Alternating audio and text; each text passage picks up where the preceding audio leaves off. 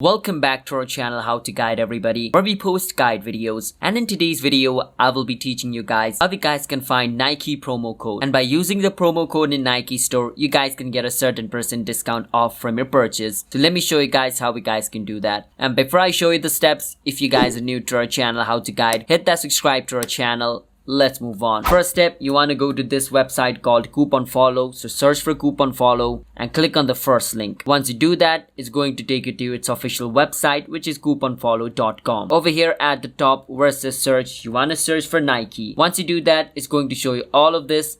You want to click on Nike.com and it's going to show you all the promo code you guys can use on Nike.com, which is the official website of Nike. So let's say I want to use this promo code, which gives me 20% off from my purchases. So I can click on show coupon code and it shows me this coupon code. Now I can copy this and paste it on Nike store during the checkout time to use it. So that's how you guys can find promo code of Nike. You guys can use any one from over here you want, alright? So hope you guys understand. Hit that subscribe to our channel How to Guide. I'll see you guys next time.